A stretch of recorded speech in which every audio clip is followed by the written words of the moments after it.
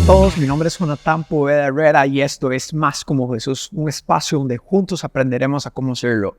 El día de hoy vamos a estar hablando sobre las misiones, vamos a estar hablando sobre qué son las misiones, cómo podemos hacerlas o involucrarnos y por qué son importantes.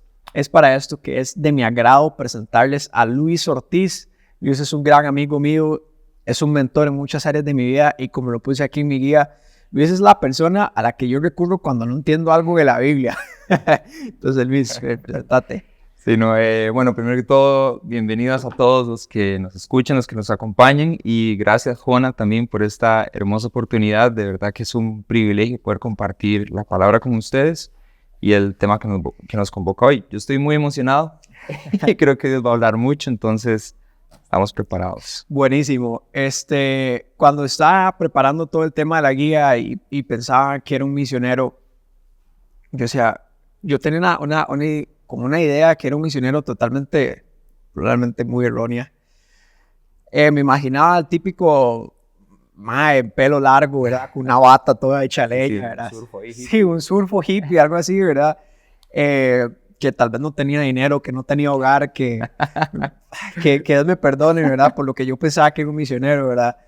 Nadie nunca me ha explicado qué eran las misiones, ¿verdad? De repente veía lo que, no sé, ¿verdad? Una idea preconcebida que tenía por ahí, hasta que hace un par de años atrás, Dios me empieza a incomodar y me empieza a decir, Jona, es que tiene que hacer algo, ¿verdad? Y ya es donde empezamos a desarrollar todo el tema del podcast, ¿verdad? Y empiezo a entender que la cosa también era conmigo, ¿verdad? No era solo con los que estaban allá en el Medio Oriente o en África o en cualquier barrio tal vez de bajos recursos, también era conmigo, ¿verdad?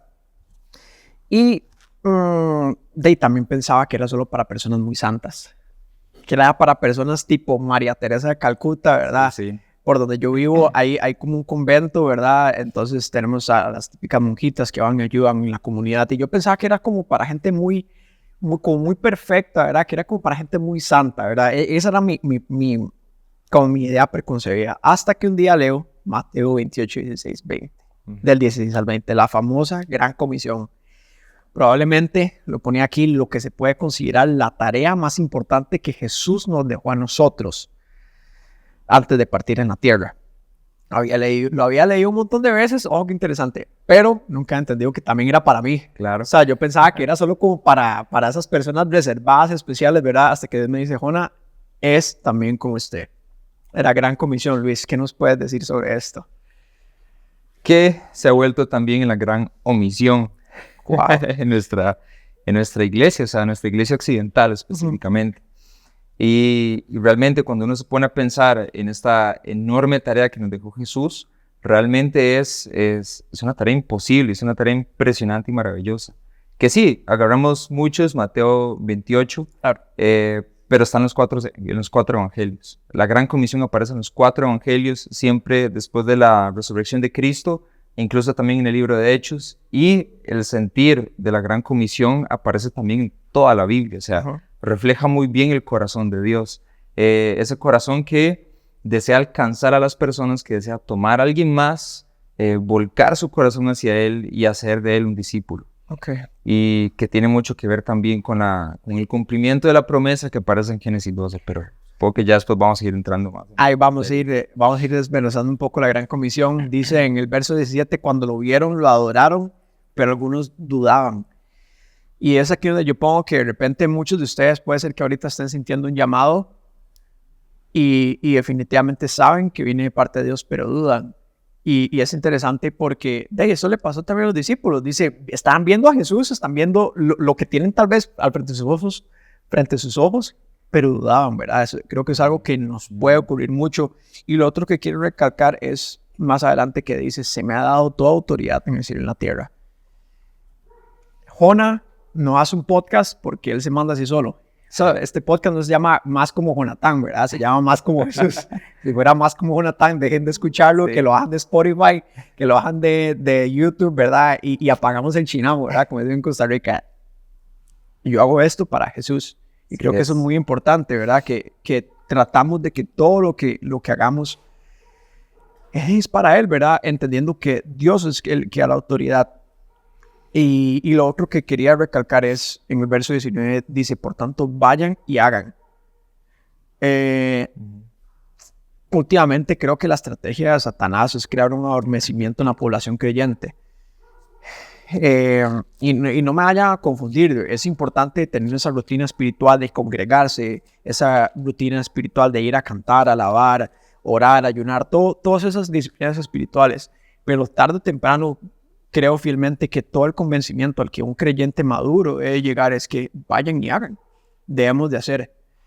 Creo fielmente que, y ahorita tal vez me dices qué opinas, pero creo que fielmente el convencimiento es ya dejar de ser un calientabancas y decir, bueno, vamos a jugar. ¿Qué opinas de eso? Que es totalmente cierto.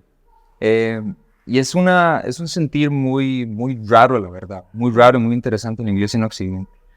Porque nunca fue el sentir de Cristo. O sea, a esto me estoy refiriendo que si llego a ser cristiano, voy a la iglesia, comienzo a asistir, comienzo a alimentarme, pero nunca en la Biblia se ve este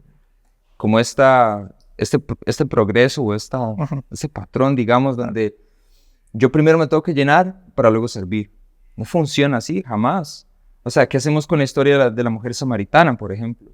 Jesús en Juan 4 está conversando con ella, le revela su corazón, se revela a sí mismo como Mesías.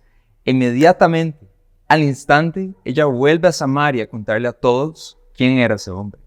Wow. Y dice, vayan a escuchar a aquel que me ha dicho todo lo que yo he hecho. O sea, inmediatamente, no es como que Jesús dijo, vea, mujer samaritana, vaya a la sinagoga o esté aquí con mis discípulos, pero primero tiene que pasar un proceso de 2 años aprendiendo más de la Biblia, aprendiendo más de mí, llenándose, aprendiendo a orar, etcétera, etcétera, hasta que usted esté lista para poder servir a los demás o poder testificar de mí. No, de una vez.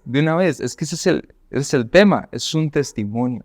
O sea, yo voy a testificar y voy a contar de lo que Él ha hecho en mí, de las cosas que yo he presenciado respecto a Jesús. Entonces no se trata de mí. Yo puedo estar mal en mi vida, como decimos acá, en la pura piedra. O sea, puedo estar saliendo de una condición realmente desastrosa, que Jesucristo ya me comisiona. Cuando Él viene, cambia mi vida, me comisiona para que yo sea su testigo. Otro ejemplo más. Claro. Marcos capítulo 5, el endemoniado de Gadara. Es quizás el personaje que nosotros vemos en la Biblia en la peor condición que alguien se puede imaginar. O sea, una legión de demonios ahí, aproximadamente 6,000 demonios, que era lo que conformaban la legión romana en ese momento. Una persona en el peor estado espiritual que uno se puede imaginar, en el peor estado mental, emocional. Nadie lo quería, todo el mundo quería dominarlo más bien, porque andaba haciendo loco, andaba desnudo por los sepulcros, etc. Jesús llega, saca todo eso, sana a este hombre y el contraste es, ahora lo vemos sentado, vestido y en su sano juicio. Y el ex endemoniado gadareno ahora quiere andar con Jesús, quiere caminar con Él. Pero Jesús le dice, no, tienes que quedarte acá. Ve a tu casa, a los de tu familia y cuéntales todo lo que Dios ha hecho por ti. Wow. Eso es, o sea, inmediatamente dijo, no, vaya al seminario, vaya igual, busque una iglesia, busque algún discípulo para que lo entrene. No, de una vez vaya y cuéntele a todos lo que Dios ha hecho por ti. Y es que de eso se trata, o sea, no tengo que ser un gran experto en la Biblia o en el cristianismo para poder compartir con otro lo que Él ha hecho conmigo. Buenísimo. Yo creo que, y yo siempre he sido muy transparente, siempre cuento la historia de cómo comencé yo mi podcast. Dios me empieza a inquietar y yo digo, bueno, ya hay mucho de esto, mucho de lo otro, hay poco de podcast, démosle. Hasta que caigo en cuenta que yo no soy teólogo, no puedo hablar de teología profunda, no puedo venir y hablarles de apologética, cosas así ya temas muy profundos, porque eran cosas que no sabía mucho de eso entonces. Y después decía, ok, tampoco puedo hablar de temas de noviazgos ni de matrimonios, porque soy el más soltero ahorita del mundo. Y empecé a desvalidar mucho, decir, ok, no puedo de esto, no puedo, hasta que Dios me dice, más como Jesús, y me lo revela por una canción, ¿verdad? Más como Jesús. Dice, eso es lo que yo quiero hacer. No soy de repente la persona más santa, como les decía, que pensaba como tenía que ser un misionero. No era la persona que tal vez más sabía de teología. Sin embargo, Dios me estaba llamando. Y eso era lo único que bastaba para que yo tenía que comenzar esto. Obviamente me he preparado, obviamente trato de dar lo mejor conmigo mismo. Y aquí es donde sucede algo interesante, y lo quiero amarrar con el verso 19 de la Gran Comisión, y es que dice: por tanto, vayan y hagan discípulos, ¿a dónde? A todas las naciones. A todas. A todas. Esto incluye empezando por tu familia, por tu hogar. Esto incluye por tu comunidad. Esto, y ya después puedes expandirlo a donde sea que Dios te esté llamando, pero es a todo lugar. Y creo que esto es muy importante porque muchas veces, no estoy diciendo que no sea el caso, pero muchas veces hacemos planes para ir a una organización misionera, ir a otro país, ir a otra comunidad, cuando de repente nuestro vecino es el que necesita escuchar nuestro mensaje. Y queremos irnos lejísimos, ¿verdad? Y eso no está mal, eso no está mal. Lo que quiero decir es que muchas veces es en nuestro metro cuadrado, yo lo llamo así, es en las personas que nos rodean, perdón, donde debemos comenzar. Y no, quería escuchar tu opinión sobre eso. Sí, claro, o sea, ¿qué voy a hacer yo en otro país, en otra etnia lejana, donde sea que Él me envíe? ¿Qué voy a hacer ahí si yo no lo he aprendido a hacer acá? Wow. O incluso en mi propia familia. Si yo no estoy dispuesto a alcanzar a mi vecino que está lejos, que está ahí, o a mis compañeros de trabajo, colegio, donde sea que esté, ¿qué es lo que voy a ir a hacer a otro lugar? O sea, también es nuestro metro cuadrado, nuestro lugar más próximo, es nuestro campo misionero. ¿Ok? Porque Jesús nos envía al mundo, nos envía a todo lugar, Él quiere discípulos de todo lugar. Sí. Y el lugar para comenzar es nuestra familia, nuestro contexto más próximo. Es ahí, si yo soy fiel en lo poco, Él va a ponerme en mucho más. Claro. Y quisiera nada más tomar igual este verso, cuando dice: por tanto vayan y hagan discípulos de todas las naciones. Usualmente pensamos en las naciones como una organización sociopolítica, ¿verdad? Pero en su idioma original el término naciones es etnia, a todas las etnias del mundo. Eso quiere decir que ahora la tarea se complica más y se expande más, porque en un solo país pueden haber varias etnias, que son grupos culturales. Diferentes idiomas y todo. Exactamente, diferentes costumbres, etc. En un solo país hay un montón de etnias y Él nos envía a todas ellas. Y vean que la gran comisión no es evangelizar, es parte de testificar, sino Jesús nos manda a ser discípulos. Wow. O sea, personas que imiten a Jesús, que sean más como Jesús, personas que imiten su manera de pensar, de sentir, de actuar, sus obras, su voluntad, etc. O sea, que vivan en el carácter de Cristo. Y eso no es simplemente, o sea, la gran comisión es simplemente llegar y decirle: Juana, yo veo que usted está mal en su vida, conozca a Jesús, por favor, crea en Él, arrepiéntase, y digamos que se arrepiente y ya, cumplí con la gran comisión. No, es tomar a Juana e ir por ese proceso a largo plazo donde yo estoy modelando qué significa ser como Cristo. Y eso no son resultados a corto plazo, no pueden ser resultados a corto plazo. Tiene que ser un proceso donde yo estoy vertiéndome en otra persona, donde yo estoy enseñando, donde yo estoy modelando, donde yo estoy compartiendo lo que es Cristo. Y no es hacer discípulos de uno. O sea, yo no hago discípulos de Luis, gracias a Dios que no, o discípulos de Jona, Dios santo, o sea, hasta ahí llegamos. Son discípulos de Cristo. O sea, continuamente yo tengo que volver la mirada desde la gente a Jesús. No me vea a mí, vea a Cristo, vea su manera de actuar, de pensar, de sentir. Porque el día que nosotros nos ponemos como un fundamento y el día que yo haga discípulos de mí, ese es el día en que yo voy a fallar y la gente lo va a ver y se va a decepcionar y va a ser un golpe y una herida muy grande.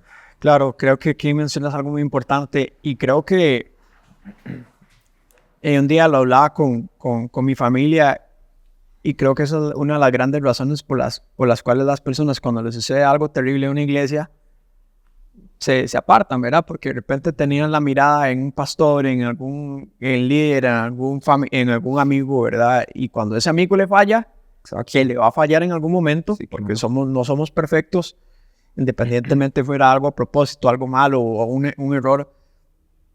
Y ahí es donde se acaba todo, porque la mirada nuestra debe estar en Jesús. Y un día eso veía un reel en Instagram que explicaba las Amazonas, ¿verdad? Y todas las tribus de personas no alcanzadas y esas personas que ya viven literalmente y comen y cazan y viven ahí. Se imagina que yo agarrar una lancha, me meto en esa selva y les digo: tomen, lean este libro. probablemente ni siquiera hablan español y les digo, bueno, ahí está, que Dios los bendiga, vine a orar por ustedes. Exactamente, sí. Y esa gente dice, ¿qué le pasa? ¿Qué le pasa a este loco, verdad? Y creo que menciona unas cosas muy importantes. No es algo a corto plazo. No es algo de que le habla a mi vecino de Cristo, así que Dios me lo bendiga, aquí tiene, chao. Probablemente requiere un acompañamiento, ¿verdad? Sí. Requiere un proceso y requiere obviamente de estar conectados con Jesús, ¿verdad? Es muy interesante porque parte de lo que Dios nos llama es hacer discípulos y dice bautizándolos en el nombre del Padre, el Hijo y el Espíritu Santo. Recalcamos, no bautizándolos en el nombre de Luis, en el nombre de Jona, Dios guarde, bautizándoles en el nombre del Padre, del Hijo y del Espíritu Santo.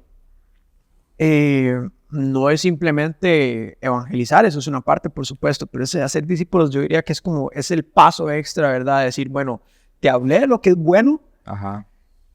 Ahora, es como, eso es una invitación a querer vivirlo juntos, ¿verdad? Es como involucrarse en eso. Y yo lo pongo esto aquí, que es como un mandato con promesa, porque al final dice, y les aseguro que estaré siempre. Sí, es una volada. Ajá, con ustedes siempre hasta el fin del mundo. ¿Hasta dónde? Hasta el fin del mundo, no hasta la vuelta de la esquina. No es como que Dios te manda uy, no, ahí yo no llego. Hasta ahí llegué, no, ese es el límite. No, literalmente a donde sea, ¿verdad? Y eso es muy importante. Y quería escuchar eso. De hecho, veamos un toque de eso, porque Mateo 28 se ensangucha en dos verdades que son muy importantes. Primero dice Jesús, recuerden, esto es ya cuando Él resucitó. Resucitó en todo su poder, venció la muerte, el pecado, etc. Dice que se acerca a sus discípulos, o algunos están adorando, otros están dudando. Dice, se me ha dado toda autoridad en el cielo y en la tierra. Toda autoridad en el cielo y en la tierra. O sea, no hay nadie que tenga mayor autoridad que Cristo. Apocalipsis 4 y 5, que lo hemos estudiado. Sí. Bueno, Juan y yo. Es que estamos ahí, estudio bíblico. Sí. En Apocalipsis 4 y 5 tenemos la visión del trono. Y en el trono todo el cielo está adorando a Dios como creador y a Dios como redentor. Y eso es, o sea, Él en su trono tiene la plena autoridad del mundo. No hay nadie con mayor autoridad que Dios. Nadie. Lo que Él dice se hace. Si Él quiere quitar a un rey, un presidente, lo que sea, lo quita en 2 toques, con una sola palabra. Esa es la autoridad que Él tiene. Si Él quiere hacer caer los ídolos de diferentes etnias y naciones, lo hace en 2 momentos. Porque ese es el tipo de autoridad que tiene Cristo. O sea, a mí me encanta pensar en esto, porque cuando Él abre su boca, los demonios huyen y tiemblan y son atormentados por la voz del Cordero y son torturados por la voz de Dios. Eso es lo que dice Marcos 5. O sea, Jesús llegó, habló y ellos sentían el peso del dolor porque saben que su condenación está cerca y saben que Él tiene toda la autoridad del mundo. Entonces, después dice, se me da toda autoridad, vayan y hagan discípulos. Es como que yo voy con el edicto del Rey del Cielo y no hay nadie que se pueda oponer a lo que Él quiere que yo haga. Absolutamente nadie. Por más oposición que pueda haber, por más dureza de corazón, el Señor, yo voy con la autoridad de Cristo. Porque si Él quiere abrir ese corazón, lo hace en 2 momentos. Luego tira la gran comisión, vayan, hagan discípulos de todas las naciones, bautizándolos en el nombre del Padre, el Hijo y el Espíritu Santo. O sea, es necesario un testimonio público. Luego dice, enseñándoles a obedecer todo lo que yo les he mandado a ustedes. O sea, enseñarles a ser como Cristo. Todo lo que Él ha enseñado, todo lo que Él ha modelado, etc. Y ahí luego viene la promesa. Y les aseguro que estaré con ustedes siempre hasta el fin del mundo. Ese fin del mundo se puede ver, como decía Juan ahora, en todo lugar. Donde sea, hasta los confines de la tierra, Él está ahí. Y 2, se puede interpretar también como el fin de la era. O sea, hasta el fin del tiempo. Él va caminando con nosotros todo el momento, por generación de generación, hasta el día que Él vuelva.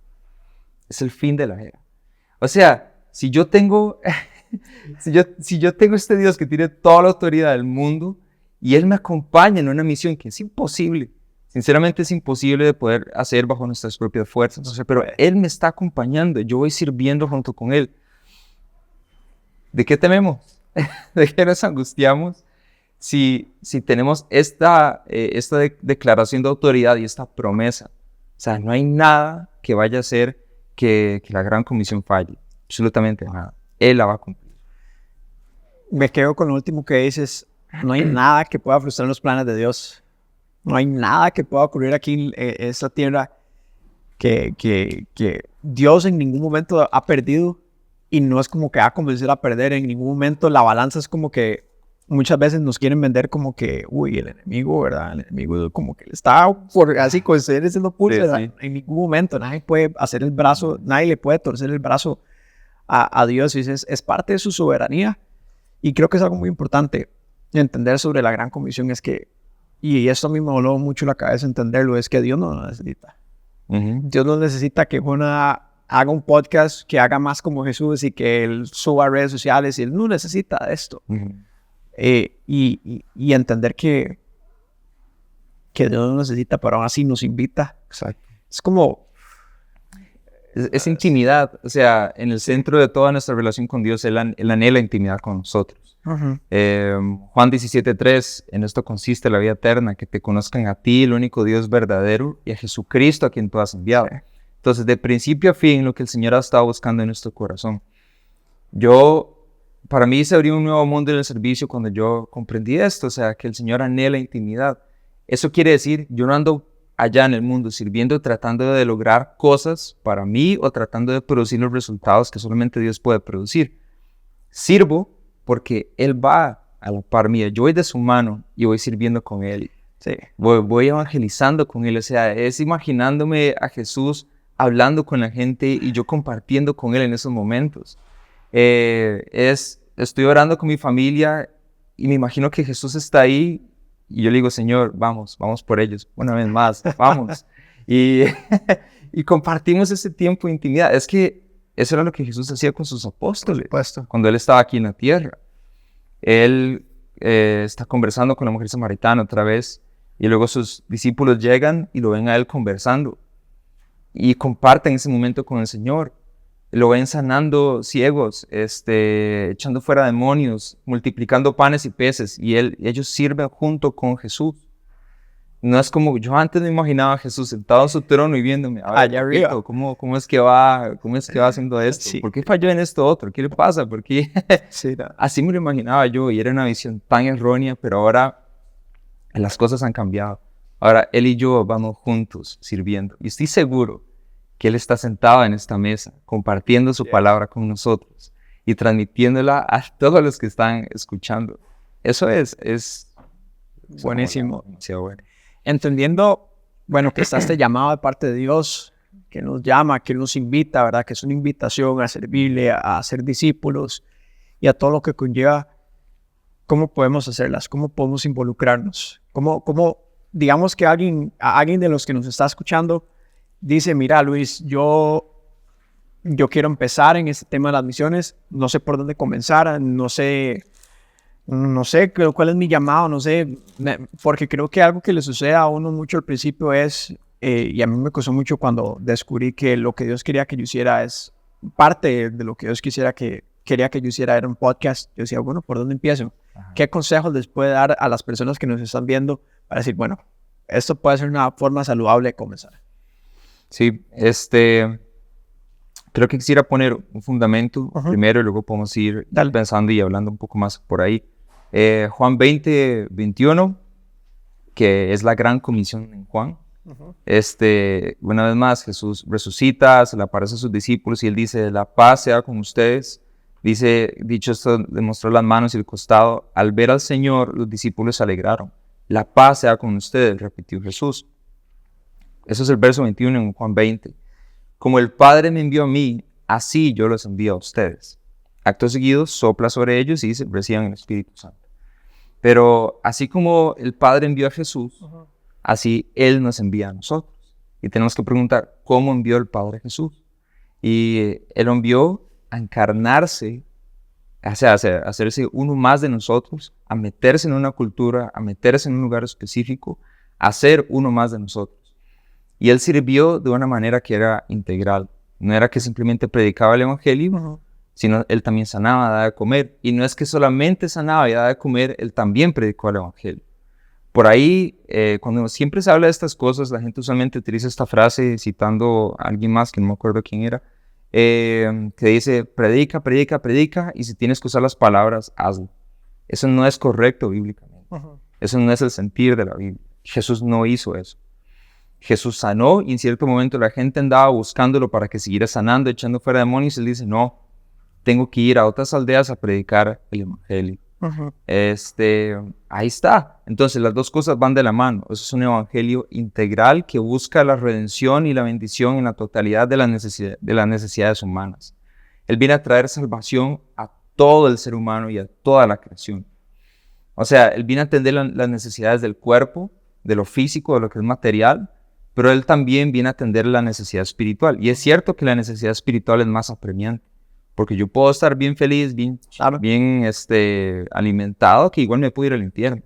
¿Cierto? No, Él viene a salvar a nuestras almas, a perdonar nuestro pecado, pero Él también quiere hacer algo con el mundo que Él ha creado.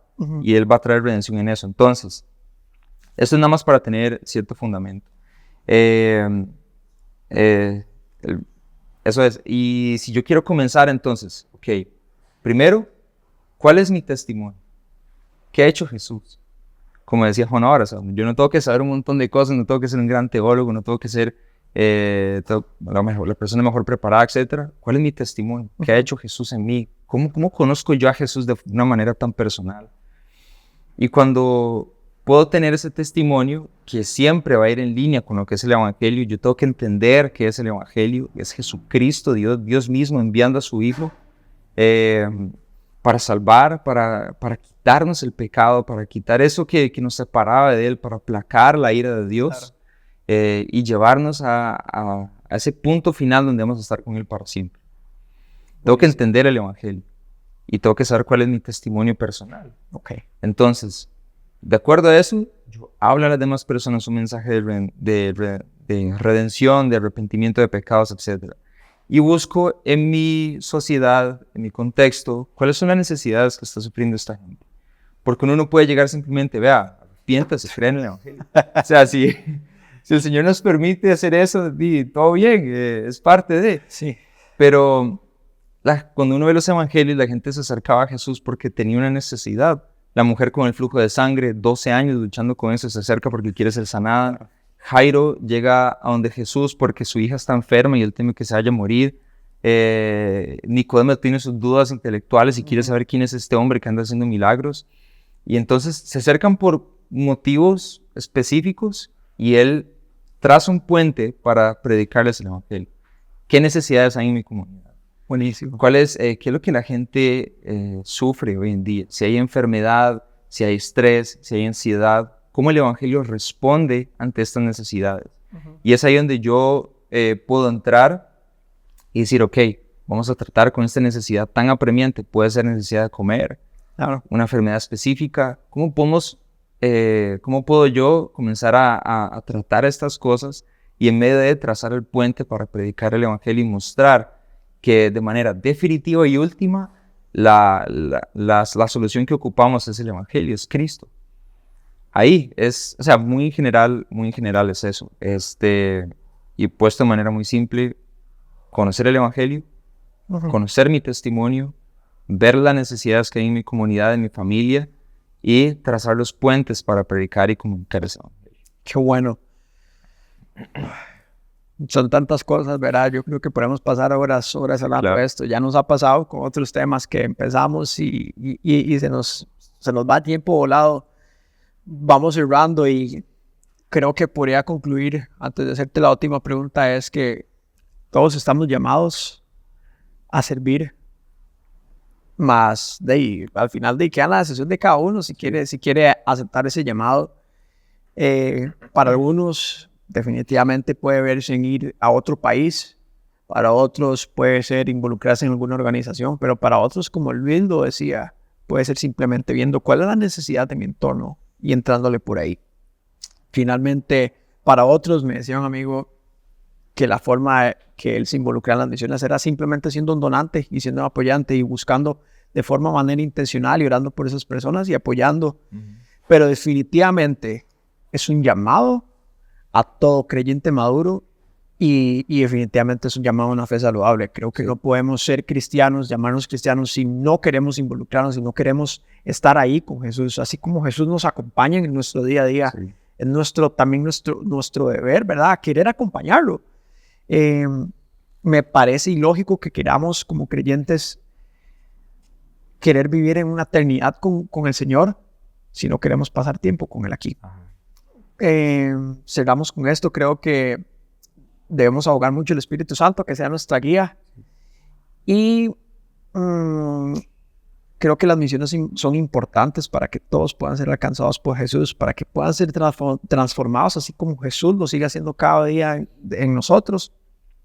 Y Luis, cerramos con esto de forma muy breve. ¿Por qué crees que son importantes las misiones? Qué bueno. Voy a mencionar varias cosas. Dale. Uno, es importante porque es el cumplimiento de la promesa de Dios a Abraham en Génesis 12, de traer bendición a todas las familias de la tierra. Dos, es importante porque es el establecimiento del reino de Dios en nuestra tierra, de ese gobierno de Dios, así como oramos, Padre, que se haga tu voluntad, así como se hace en el cielo, que se haga aquí en la tierra, que se haga aquí en la tierra. O sea, esa oración es altamente misionera, evangelística, porque, Señor, no veo que las cosas se estén haciendo bien en este mundo, sí. Todo está hecho en desorden, mucho pecado, mucha inmoralidad, mucha muerte. Señor, que tu voluntad se haga aquí en la tierra. Y el Señor responde, ok, tome, planto una iglesia, comiencen a influir con los valores y la bendición del reino de Dios.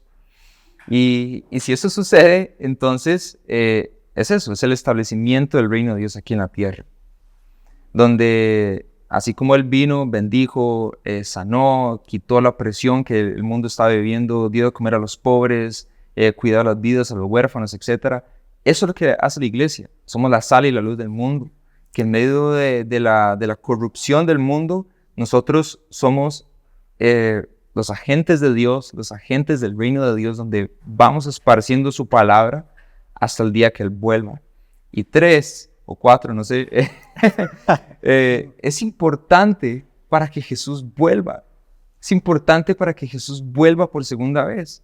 Él mismo lo dijo, Mateo 24, cuando Él está enseñando respecto a todas las señales de su segunda venida, todo lo que tiene que pasar antes de que Él vuelva. Entre esas cosas Él dice, Mateo 24 y versículo 14, y este evangelio del reino se predicará en todo el mundo como testimonio a todas las naciones, y entonces vendrá el fin. O sea, quiero yo que Jesús vuelva, predico el evangelio, porque Él me está prometiendo que cuando este evangelio del reino se propague por todo el mundo, que sea de testimonio a todas las etnias del mundo, entonces Él va a volver. Si yo quiero que Él vuelva, si yo anhelo su venida, si yo anhelo el pleno establecimiento de su reino y que ya Él enjuague toda lágrima de mis ojos y que no haya más sufrimiento, más dolor, más muerte y que yo pueda verle cara a cara siempre por toda una eternidad, voy a predicar el evangelio. Pablo también enseñaba Romanos 11 y en otras ocasiones, hasta que entre la totalidad de los gentiles, o sea, de todo aquel que no es judío, esa totalidad escogida por Dios, Él va a levantar a Israel de nuevo y va a salvar a algunos judíos que se quieren apegar a Él como Mesías. Cuando eso suceda, Él también va a volver por segunda vez, pero nuestro testimonio al mundo, nuestro discipulado a las personas es altamente importante para que Cristo vuelva. Buenísimo. ¿Quieren que Jesús venga pronto? Ya saben lo que tienen que hacer. Ya sabemos, porque tal vez con uno. Quiero cerrar con esto, con Filipenses 1:6. Estoy convencido de esto. El que comenzó tan buena obra en ustedes la irá perfeccionando hasta el día de Cristo Jesús. Una de las razones por las que no borro mi primer episodio del podcast es porque lo grabé con un headset ahí humilde que tenía.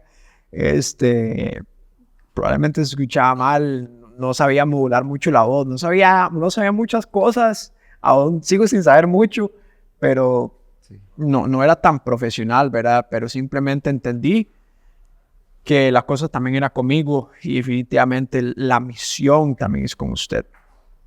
Involúcrese, busque alguna organización, busque en su iglesia local, busque donde quiera, pero definitivamente involúcrese, sea en su familia, es en su familia, es en su vecindario, es en su comunidad. Y yo creo que eso sería todo por hoy, Luis. Gracias por venir. Ya saben, si les gustó mucho el episodio de hoy, no olviden compartirlo con algún amigo, algún familiar. Y esto sería Más como Jesús. Bendiciones.